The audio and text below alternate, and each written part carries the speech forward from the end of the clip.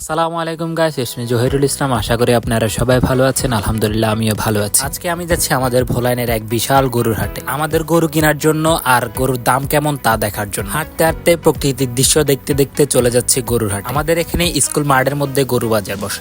আপনাদের এখানে কোথায় বসে কমেন্ট বক্সে জানিয়ে যাবেন। পোস্ট দিতে দিতে চলে যাচ্ছি গরুর লাতিউসটা খেতে। এ হলো গরুর নিদর্শন।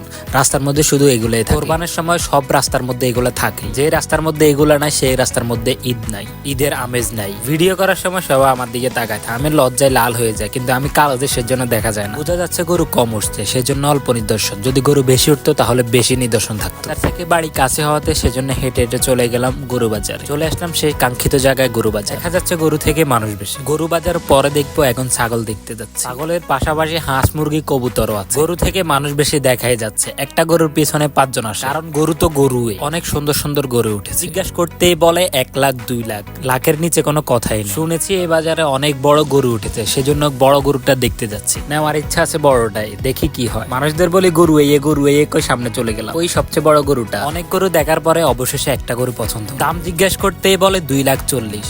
আমি 1 লাখ 50 বলেছি। সেজন্য গরুর সাথে 2টা পোস্ট দিয়ে চলে যাচ্ছি বাড়ি। আগামী বাজার দেখবো ইনশাআল্লাহ। গরুর দাম মোটামুটি অনেক বেশি। ছোট বড় মাঝারি সাইজের যে গরুই দেখেন না কেন 1 লাখের নিচে কোনো কথা নাই। আজকের বাজারে তেমন গরু ওঠে নাই। আগামী বাজারে মনে হচ্ছে অনেক বেশি গরু। ভিডিওটা এ পর্যন্ত। সবাই ভালো থাকবেন, সুস্থ থাকবেন, আমার জন্য দোয়া করবেন। আল্লাহ হাফেজ।